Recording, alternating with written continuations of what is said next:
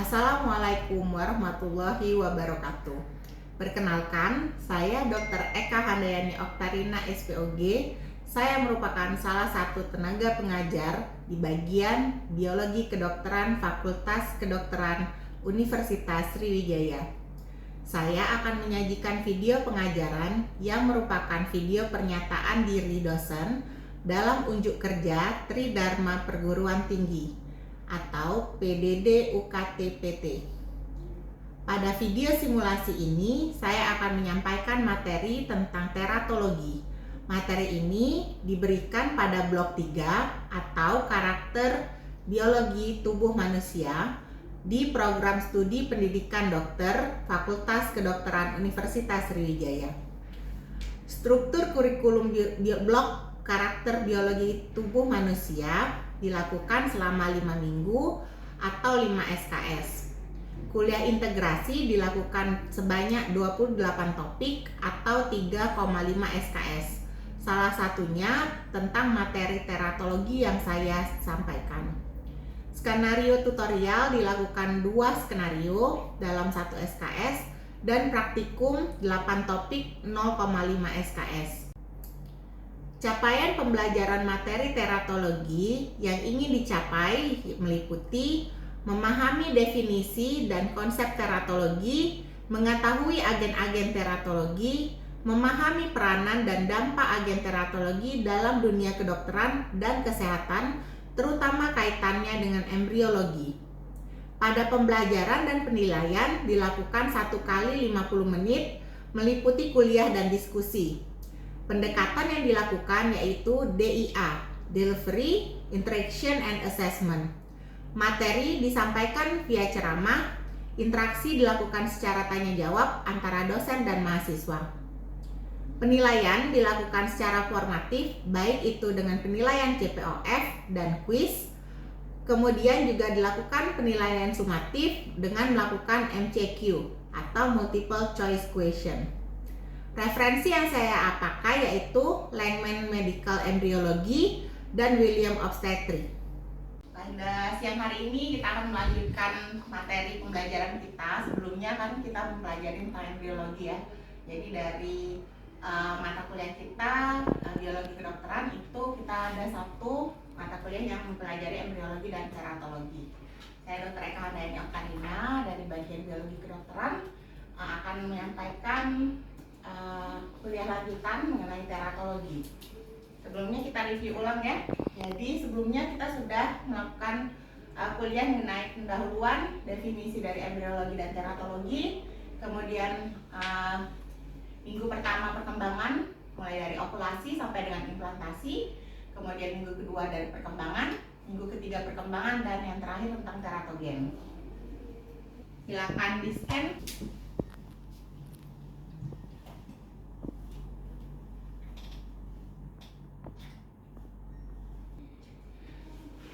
Ini pernahkah kalian melihat gambaran bayi yang sudah lahir gitu ya, dengan gambaran seperti ini? Ada nggak yang tahu? Irfan mungkin tahu? Yang atas? Down syndrome. Ya, itu adalah kelainan genetik, kelainan kromosom yang paling banyak sering kita temuin. Itu adalah contoh Down syndrome. Yang sebelah kanan ini juga, ya, kepalanya terlihat lebih besar. Jadi ada hidrocephalus. Ini polydactyl. Oh iya, polydactyl. Ya, jadi dia jarinya melebihi. Itu sebenarnya suatu kelainan, meskipun kelainannya itu minor. Teratogen itu sebenarnya terbagi dari 2, teratos dan juga gen. Ya, jadi teratos ini adalah monster. Kalau logos itu ilmu. Jadi teratogen adalah teratologi, itu adalah ilmu yang mempelajari tentang kelainan atau bentuk monster ya. Teratogen ini bisa disebabkan oleh zat atau apapun, mulai dari obat, zat kimia, polutan, kemudian virus yang dalam kehamilan dapat menyebabkan perubahan bentuk atau fungsi organ dalam perkembangan janin di dalam dunia medis. Teratologi jadi artinya adalah ilmu yang mempelajari tentang atau sebab kejadian kelainan dari bentuk dominannya saat organogenesis, jadi sekitar usia kehamilan 3 minggu.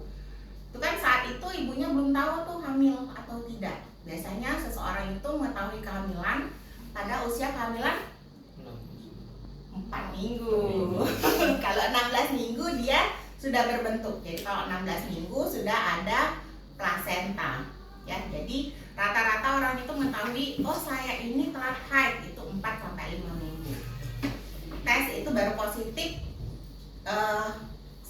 samar ya, kalau samar 3 minggu itu biasanya samar, 4 minggu dia sudah garis 2 jelas gitu ya. Ukuran alat tubuh yang bocor itu bisa menyebabkan katup dari jantungnya tidak menutup sempurna ya. Berfusilah mereka di usia kehamilan 0 sampai 2 minggu. Jadi pada saat tahap embriologi itu di 0 sampai 2 minggu adalah tidak sensitif dengan angka letalitas tinggi dapat terjadi. Jadi kalau dia kenanya di sini pada saat 0 sampai 2 minggu biasanya tidak bertahan lama. Usia 4 minggu ibunya hamil nih, terdeteksi hamil. 4, 5, 6 minggu tiba-tiba janinnya meninggal. Atau kadang sudah 10 minggu kok tidak ada janinnya di dalam itu. Kok dia tidak berkembang gitu ya. Mungkin sudah terjadi kematian mudiga di awal kehamilan. Jadi pada saat ini terjadi pemisahan. Nah ini kalau misalnya dia berlanjut bisa menjadi bibir sumbing. Jadi kalau dia terkena teratogennya pada saat 0 sampai 2 minggu dan kenanya di fase ini akan menjadi bibir sumbing. Oke, kalau 3 sampai 8 minggu ini periode sensitivitas yang terbesar. Jadi setiap sistem organ juga akan memiliki periode puncak sensitivitas. Di 3 sampai 8 minggu ini dia akan mengalami perkembangan yang pesat kan pada janinnya. Pembesaran dari otak ya, kemudian dia akan memisah, matanya terbentuk, hidungnya terbentuk, tangan dan kaki. Pada saat inilah bila terkena teratogen kecacatannya menjadi lebih mayor, lebih terlihat dengan jelas. Kalau di 0 sampai 2 minggu ini tidak berhasil dia mencapai minggu selanjutnya, jadi meninggal di saat itu. Kalau 3 sampai 8 minggu dia akan terus berlanjut sampai dengan lahir, cuman kelainannya akan terlihat lebih mayor. Cuman di tengah-tengah ada kejadian dia akan mengalami hidrofetalis. Jadi adanya penumpukan cairan gitu ya. Di sini kan harusnya dia maturitas, yang tadinya pembentukan. Di sini dia pembentukan. Di sini dia maturitas, jadi dimatangkan. Kalau pada saat ini terkena misal virus rubella, matanya bisa menjadi katarak kongenital. Ya. Ini adalah grafik dari resiko terjadinya cacat lahir. Jadi kalau dia terkenanya 0 sampai ini paling bahaya di 5 minggu. Ya karena pada saat 5 minggu ini peak tertinggi dari semua perkembangan dan pembentukan dari organogenesis. Salah satunya virus rubella. Jadi bila seorang ibu hamil terkena virus rubella itu bisa menyebabkan kerusakan atau kelambatan dari perkembangan dari janinnya itu sendiri. Jadi bisa salah satunya terlahir mati, jadi dia di dalam kandungan dia mati, atau terlahir cacat. Kecacatannya itu bisa dari keterbelakangan mental, jadi dia gangguan di pusat otaknya, rubellanya menyerang karena dia menembus sawar plasenta. Jadi kalau ibunya kena, dia nembus tuh dari plasentanya masuk ke janin, ya. Nah, bisa keterbelakangan mental, jadi itu kena ke otaknya, kebutaan, jadi ke mata gitu ya, ketulian karena dia akan merusak dari tulang dan kokleanya, kemudian kelainan jantung. Kelainan jantung ini biasanya katup. Lahir nggak? Lahir. Ada juga yang tidak lahir. Jadi pada saat kehamilan 28, 30 minggu itu terjadi perburukan dari janinnya. Kalau sifilis bagaimana? Sifilis ini juga salah satu virus ya, parasit sebenarnya. Dia akan mengganggu organogenesis yang sudah dan belum terbentuk. Jadi bisa menyebabkan luka di mata dan kulit. Jadi pernah ada pasien janinnya itu lahir dengan keropeng di sini nih, di mulutnya sini. Harusnya kan bayi lahir bersih gitu ya, putih, bersih, bagus gitu. Kok tiba-tiba dia ada luka yang seperti kena lepuhan seperti itu. Ternyata pada saat itu, memang pada saat saya koas sebenarnya itu belum dilakukan screening secara mendetil pada ibu-ibu hamil. Seiring berjalannya waktu, perkembangan itu penelitian menunjukkan seluruh Indonesia ini harus zero infeksi pada ibu hamil.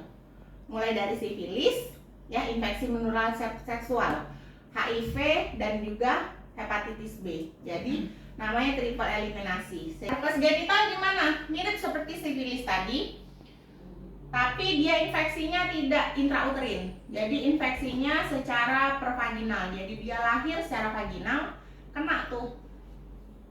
Biasanya 2 hari di rumah atau dari rumah sakit kejang, bayinya kejang.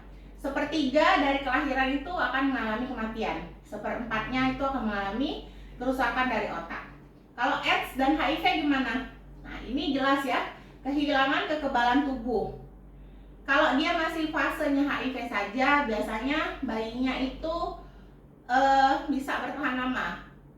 Kalau ibunya sudah mengetahui bahwa dia terkena HIV atau AIDS ya, dan dia melakukan pengobatan dengan baik, itu tidak akan menularkan pada bayinya. Asal kelahirannya juga tidak melalui vagina. Ya, jadi dilakukan operasi sesar terencana, elektif gitu ya, karena itu bisa dicegah. Cuman bayinya memang selama 1 tahun pertama itu harus mengkonsumsi obat untuk mencegah terjadinya infeksi lanjutan. Jadi dia tidak berkembang ke depannya, karena HIV itu punya period ya. Nah, kalau diabetes gimana? Kok diabetes bisa menyebabkan kongenital? Ada yang tahu? Kalau pasien-pasien diabetes itu biasanya mengalami apa? Kayak kita bahas kemarin.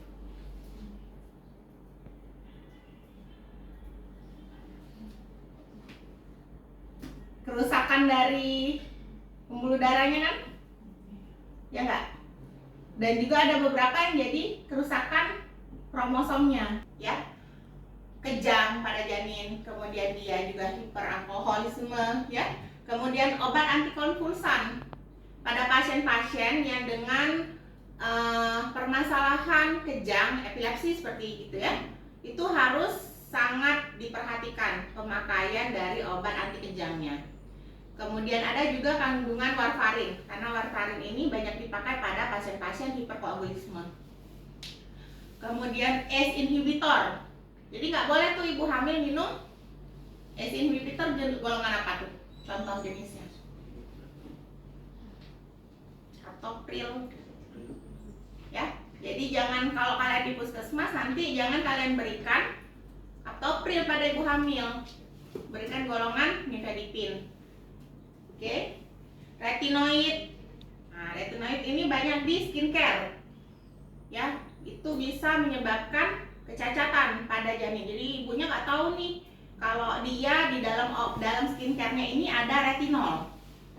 Karena banyak obat jerawat atau obat-obat yang ada diberikan oleh dokter kulit itu mengandung retinol atau retinoid ya. Atau bahkan dia nggak berobat tuh ke dokter kulitnya. Dia beli aja, kata teman saya obat ini bagus dok buat jerawat. Saya beli obat itu, jerawat saya langsung hilang. Sebagai dokter kalian harus tahu tuh, curiga dulu, ini bisa nggak kemungkinan ada retinolnya di dalam sana, atau juga salisilat, itu juga berbahaya pada kehamilan. Ya. Kalau alkohol ini bentukannya, ya, ini sudah anak-anak ya, nggak bayi lagi kalau sudah rambutnya sepanjang ini. Tapi dia bisa menyebabkan fetal alkohol syndrome. Jadi bayinya kayak mabok tuh ya. Sekelompok abnormalitas pada bayi yang ibunya mengkonsumsi alkohol. Bisa dari cacat wajah dan tungkai, kemudian lengan dan jantung. Inteligensinya biasanya di bawah rata-rata. Dan dia kurang memberikan perhatian, dia nggak fokus gitu ya. Juga kurang awas. Individu ini biasanya pendek, dia pendek, kurus, kayak anak-anak stunting gitu seolah-olah. Ya. Pada laki-laki dia akan menyebabkan pada laki-laki biasanya banyak yang ditemukan anak bayi laki-laki itu sindrom alkohol dan janin fast tadi. Seperti yang dokter jelaskan tadi,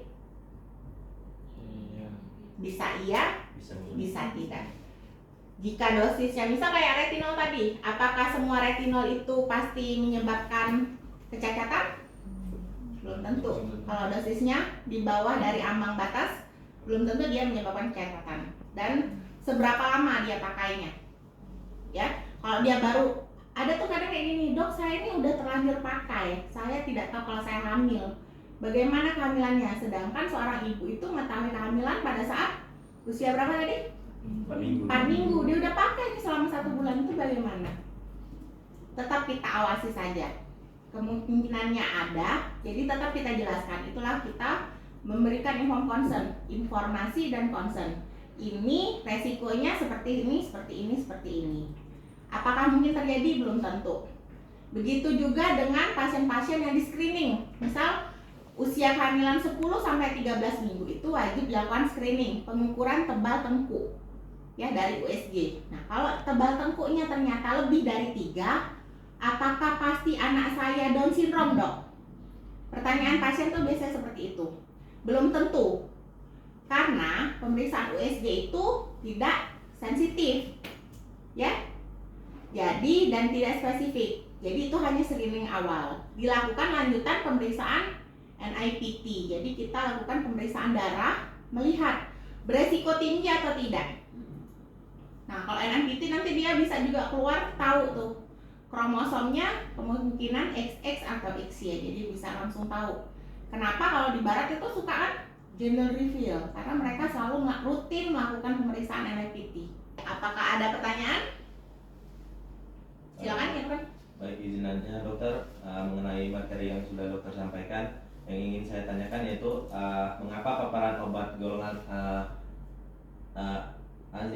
inhibitor pada trimester kedua dan ketiga kehamilan itu dapat menyebabkan oligohidramnion, dokter, dan hipoplasia paru pada janin. Oke. Pada golongan ACE inhibitor itu sebenarnya dia akan mengatur dari keluar masuknya air dalam sel, ya, NAK+. Nah, ya, jadi dia akan menyebabkan gangguan dari perkembangan ginjal. Oligohidramnion itu bisa disebabkan karena air ketubannya sedikit, produksinya sedikit, atau regulasi di dalamnya sedikit.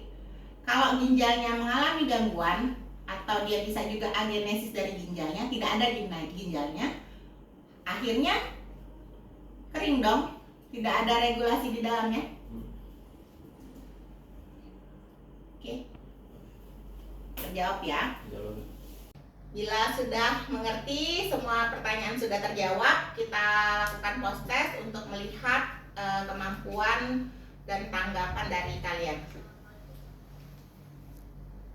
Nanti ada surveinya juga, silakan diisi ya. Kita cukupkan kuliah dan tutorial kita hari ini. Wabillahi taufiq wal hidayah. Wassalamualaikum warahmatullahi wabarakatuh.